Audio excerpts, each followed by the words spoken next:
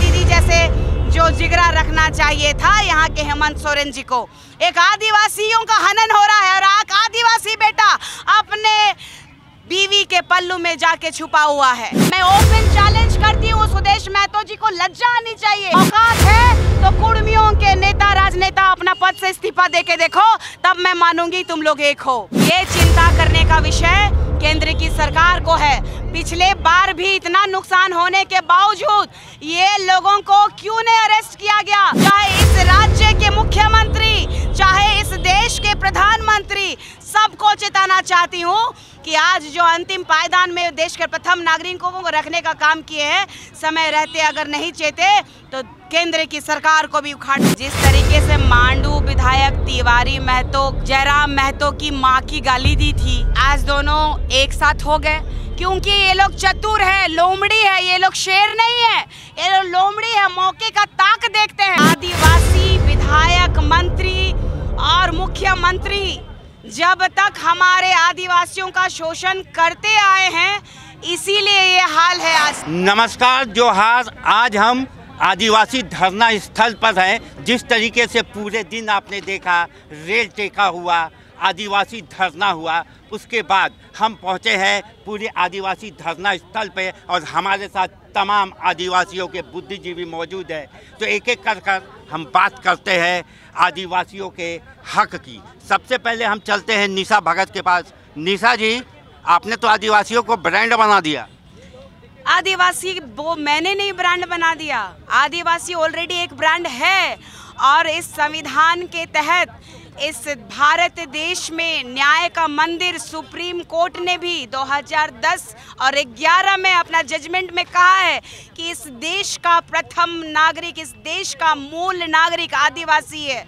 पता नहीं इस देश के राजनेताओं को, इस देश के प्रधानमंत्री को और अन्य राज्य के मुख्यमंत्रियों को भगवान जाने की कौन सी राजनीति का पाठ ये पढ़ रहे हैं कि आदिवासियों को आज अंतिम पायदान में रखने का काम कर रहे हैं। और आज ये लोग एक कैटेगरी वाइज समझ रहे हैं कि आदिवासी एक कैटेगरी होता है।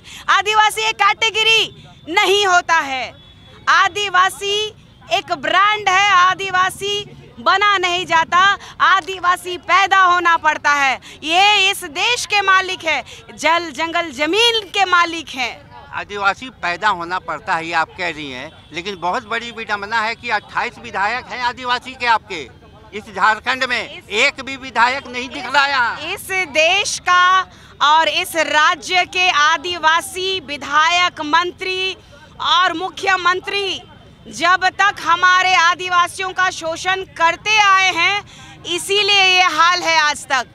आज का यहाँ का वर्तमान का मुख्यमंत्री, जिनको बड़े भाई कहते थे, आदिवासी बेटा कहते थे, वो आदिवासी सबसे बड़ा विरोधी हेमंत सोरेन आज हमारे राज्य का आदिवासियों का सबसे बड़ा विरोधी है।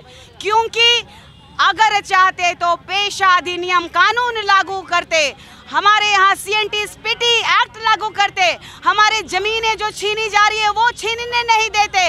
आज हमें जो बुनियादी सुविधा चाहिए, चाहे चिकित्सा व्यवस्था चाहिए, चाहे हमारी शिक्षा व्यवस्था चाहिए, सड़क चाहिए, हमारे गांव में योजनाएं चाहिए, वो नहीं पहुंचा पा रहे हैं। सिर्फ और सिर्फ ये झुनझुना घुमाए जा रहे हैं कि हम आदिवासी हैं। आदिवासी, ये आदिवासी के सबसे घोर विरोधी है। इनका बहिष्कार करना होगा, सामाजिक बहिष्कार करना होगा। ये आदिवासी हितैषी नहीं है। हमारा आदिवासी लोगों को कुर्मी लोगों ने कहा है कि इसको नेपाल बना देने का काम करेंगे। उसके बावजूद आप देखिए इस झारखंड राज्य के मुख्यमंत्री मौन है।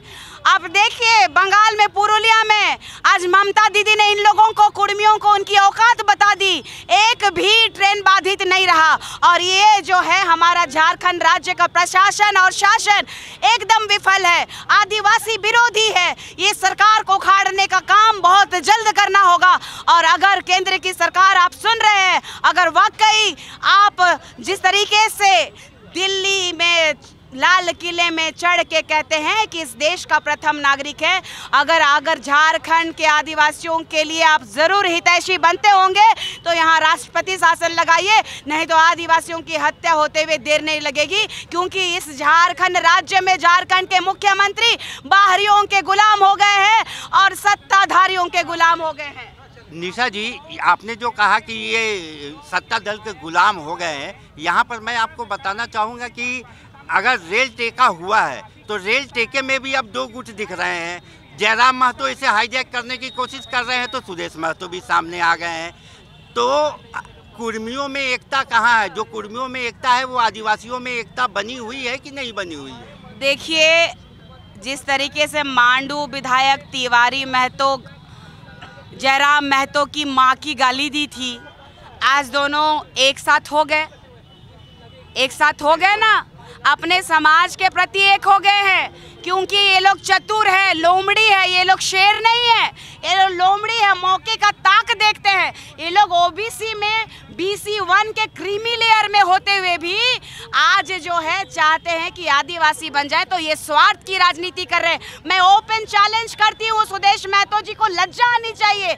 ये लोगों को जब अंग्रेज के समय, चाहे महाराज मजरा मुंडा जी के समय, इन लोगों को खेती करने के लिए यहाँ लाया गया था। ये हमारे झारखंड राज्य के धांगर थे, उनको हमने भाई भाई का दर्जा दिया, उनको सुदेश महतो जी को हमने उप मुख्यमंत्री के रूप में वही भाई बनना चाह रहे हो, वही भाई बनाया था, लेकिन ये कसाई साबित हो रहे हैं। ये हमारी माँ बहन बेटी रोटी जमीन के साथ साथ ये हमारे अस्तित्व को मिटाना चाहते हैं, ये अपना स्वामित्व करना चाहते हैं। तो लज्जा आनी चाहिए। अगर कुर्मी समुदाय के चाहे मंत्री हो, चाहे वहाँ के सांसद हो, चाहे विधायक हो, चाहे वह जिला परिषद हो, चाहे मुखिया हो, इनको मैं ओपन चैलेंज करती हूँ कि देश की आज़ादी के बाद अब तक आप सिर्फ लगातार अपनी आवाज़ उठाते रहे असंवैधानिक तरीके से। संवैधानिक तरीके से किसको कहा जाता है आपने देखा होगा।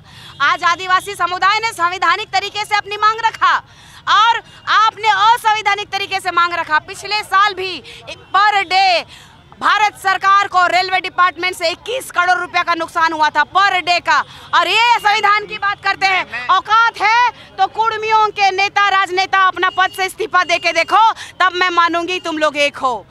मैं वही पूछना चाह रहा था आपसे। आप यहाँ पर बैठ के धरना दे रहे हैं, वो वहाँ रेल रोक रहे हैं, आम जनता का क्या है? परेशानी तो आम जनता की हो रही है, पैसा किसका जा रहा है? आम जनता का जा रहा है। ये चिंता करने का विषय केंद्र की सरकार को है। पिछले बार भी इतना नुकसान होने के बावजूद ये लोगों को क्यों नहीं अरेस्ट किया गया? इन लोगों के पैर क्यों नहीं तोड़े गए? ये उदंडी है। ये लोग चाहते हैं कि ये राज्य को नेपाल बनाना। मैं उन लोगों को चेताना चाहती हूँ, अगर तुम्हें आदिवासी बनना है ना तो बांग्लादेश और पाकिस्तान चले जाओ। यहाँ अगर तुम काम करने आए थे, धंगराई करने आए थे तो औकात में रहो, नहीं तो आदिवासी लोग ये भी जानते हैं तुम जो शेर और गीदड़ बन के घूम रहे हो ना, तो आदिवासी शिकार करना भी जानते हैं और जंगली जानवर का शिकार करके पका के खाना भी जानते हैं। अब हमारे साथ फूलचंद जी भी हैं। फूलचंद जी जो कि केंद्र सरना समिति के अध्यक्ष है, ये बताइए रेल रुका या आदिवासी आगे निकला? आज देखिए, फर्जी लोग जो है आदिवासी बनने के लिए रेल टेका कर रहे हैं, और हम लोग अभी राजभवन में आदिवासी कुर्मी को आदिवासी बनने से रोकने के लिए राजभवन टेका कर रहे हैं, और किसी भी हाल में हम लोग कुर्मी को आदिवासी बनने नहीं देंगे।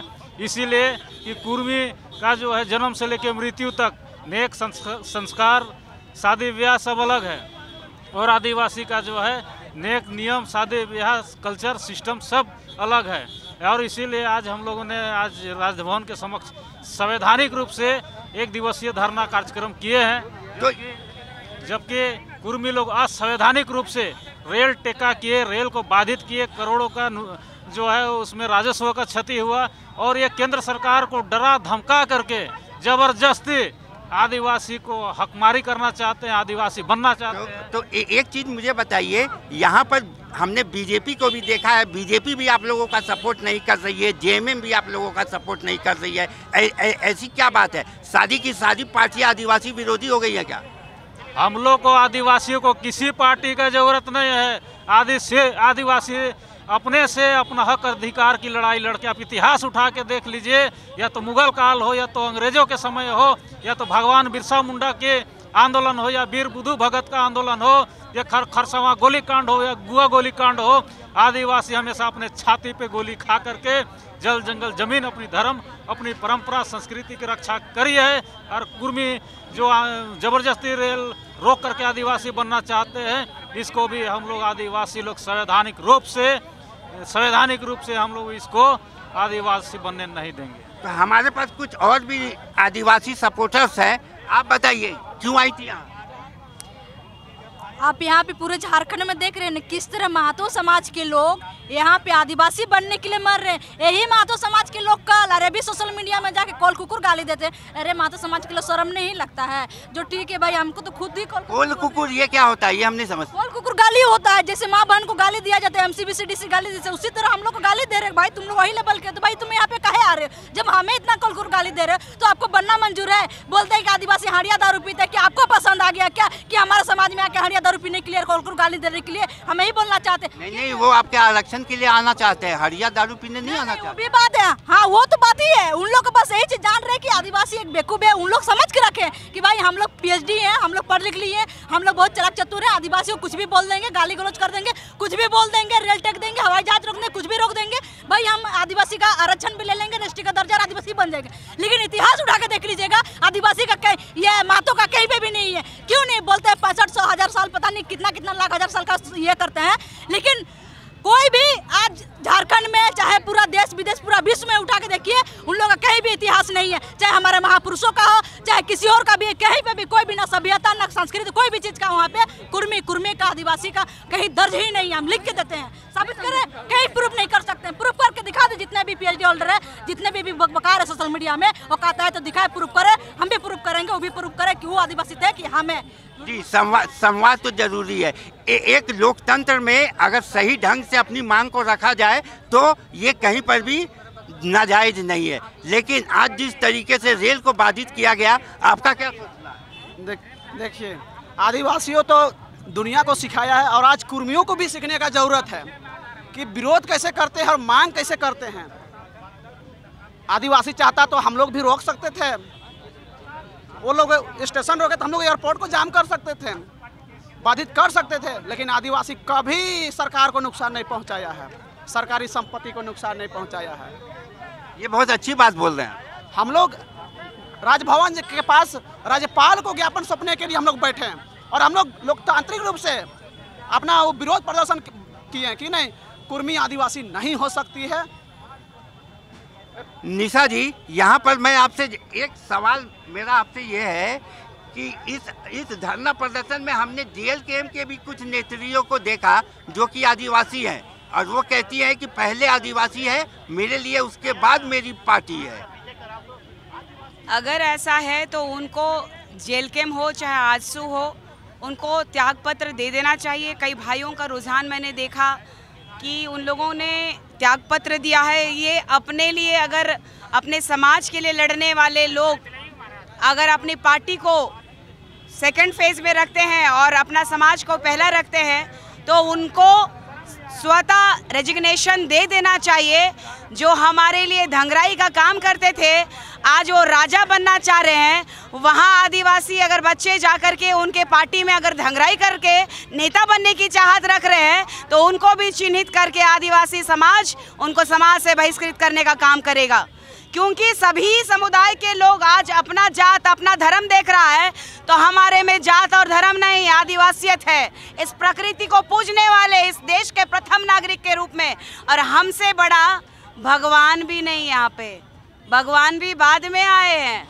तो फिर अगर आप अपनी अस्मिता को, अपना ब्रांड को इन चंद पार्टी के लोगों के बीच में अपने आप को नतमस्तक कीजिएगा, तो मैं चेताना चाहती हूँ समाज के लोगों को भी कि ऐसे लोगों को चिन्हित कीजिए और JLKM और आजसू पार्टी में रहने वाले लोगों को बहिष्कार करिए, पार्टी को बहिष्कार करिए।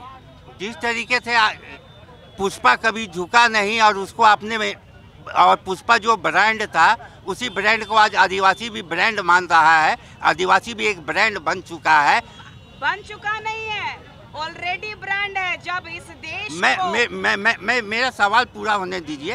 पुष्पा भी नहीं झुका था, आदिवासी भी आगे ना झुका था ना झुकेगा, क्योंकि अंग्रेजों को भी भगाने वाला आदिवासी था।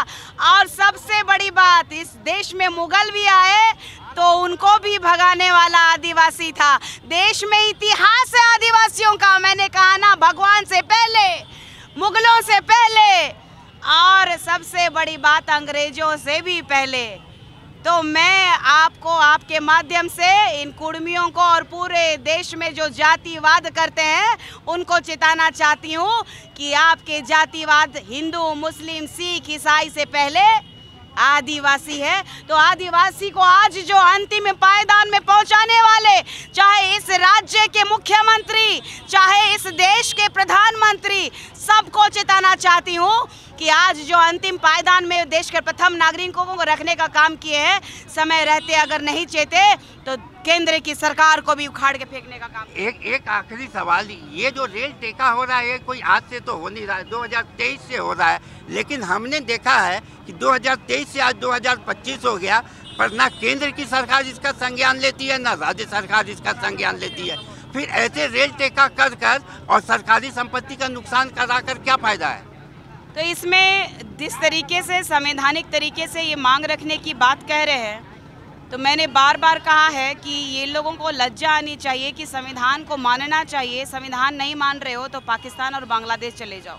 संविधान के तहत इस भारत देश में पूरे नागरिक, चाहे हिंदू, मुस्लिम, सिख, ईसाई, सभी धर्म के लोग संविधान को मानते हैं। इस देश की आत्मा संविधान है, और संविधान की आत्मा जो इस देश की आत्मा के साथ जो खिलवाड़ करता हो, इस देश में रहने लायक नहीं है।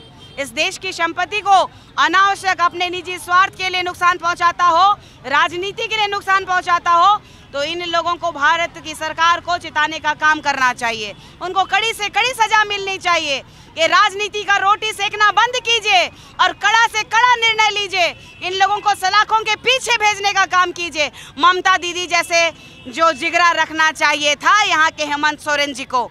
एक आदिवासियों का हनन हो रहा है और एक आदिवासी बेटा अपने बीवी के पल्लू में जाके छुपा हुआ है।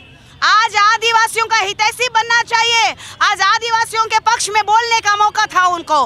एक आदिवासी बेटा बोलने का आज सबसे बड़ा सुनहरा मौका था, लेकिन वो मौका भी उन्होंने गंवा दिया। उन्होंने पुनः बता दिया कि मैं आदिवासी सीट से लड़के नहीं आया, चाहे मेरी बीवी जो है आदिवासी सीट से लड़के नहीं आई तो आदिवासियों के हितैषी नहीं हो सकते।